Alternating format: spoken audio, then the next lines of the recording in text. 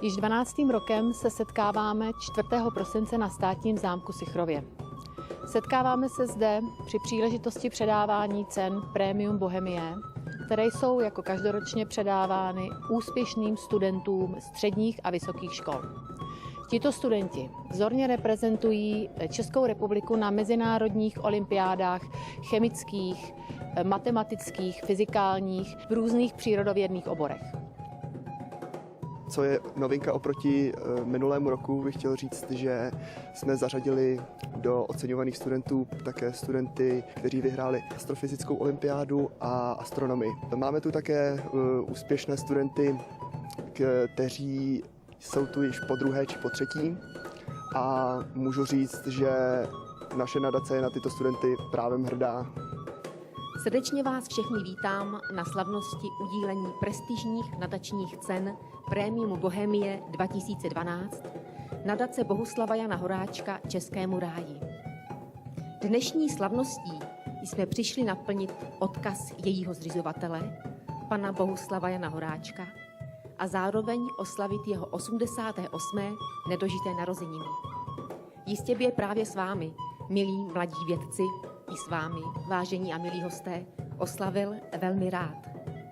Vždyť díky jeho štědrosti a laskavosti se zde v zámeckém divadle Státního zámku Sichrov scházíme již po 12.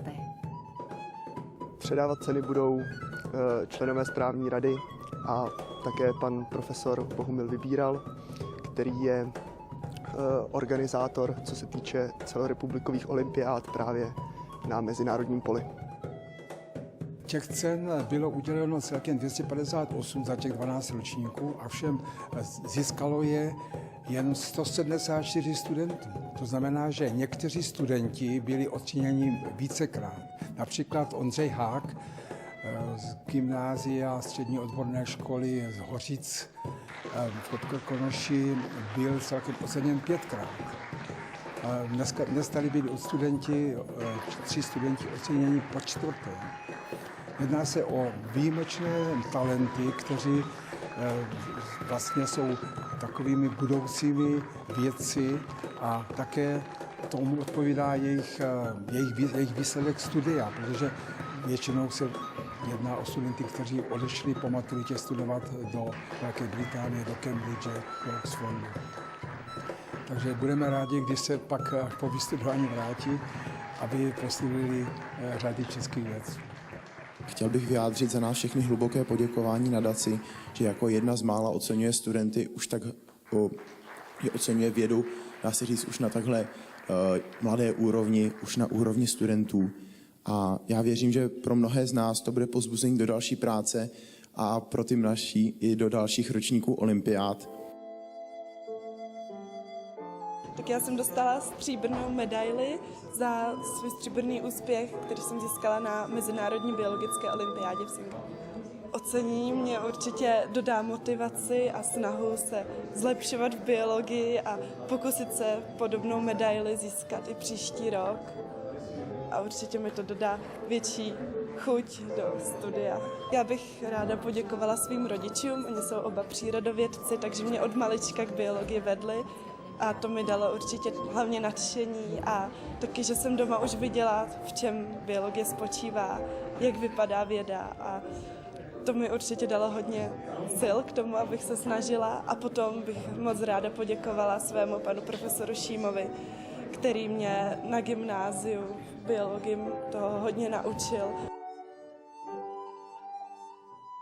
Tak letos jsem obdržel ocenění za zlatou medaili, kterou jsem získal na 44. Mezinárodní chemické olympiádě v USA.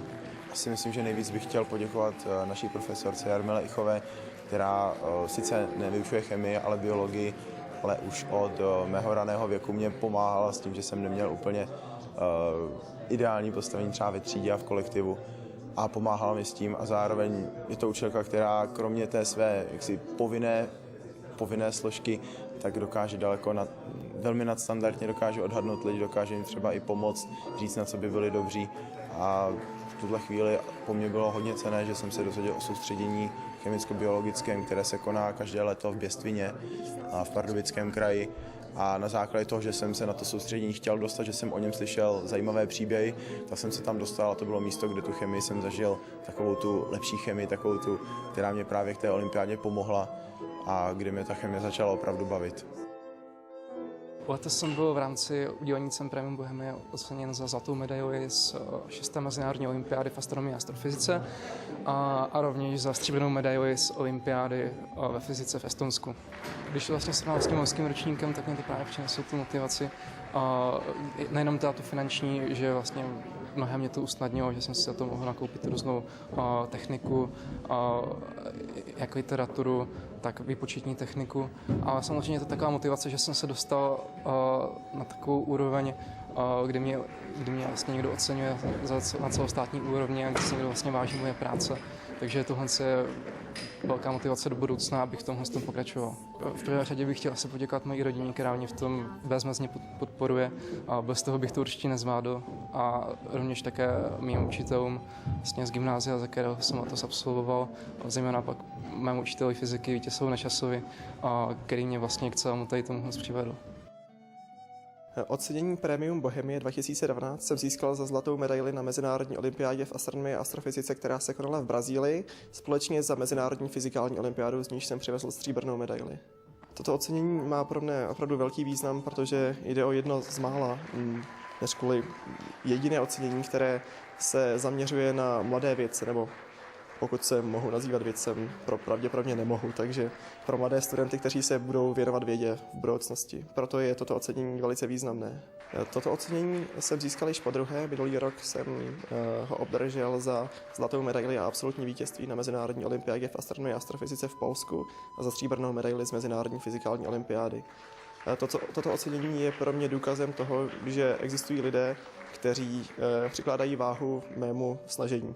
Atmosféra zámku a samotného předávání je grandiózní. Je velice mimořádné, že se můžeme setkat v takto krásném místě. Zároveň toto předávání poskytuje jedinečnou příležitost, jak se setkat s ostatními olympioniky, protože se věnujeme jiným oborům, nesetkáváme se ani na soustředěních, ani během přípravy na olympiády. Takže z tohoto ohledu jde také o mimořádnou událost. Chtěl bych poděkovat všem učitelům, kteří mě nějak pozitivně ovlivnili a zároveň největší dík patří pravděpodobně mým rodičům, protože ti se mi věnovali nejvíce. To ocenění je vlastně vyznamenáním nejen pro ty studenty, ale i pro učitele, kteří je vedli k tomu a samozřejmě pro celé české školství a českou vědu, protože to jsou vlastně zárodky budoucích vědců. A je významné, že když tu cenu dostane mladý člověk, který je na začátku toho rozvoje, aby měl motivaci a aby tedy se snažil, aby věděl, že jeho práce je nějakým způsobem oceněna a že společnost, v tomto případě nadace Bohuslava Jana Horáčka, věnuje těmto mimořádným talentům svoji pozornost.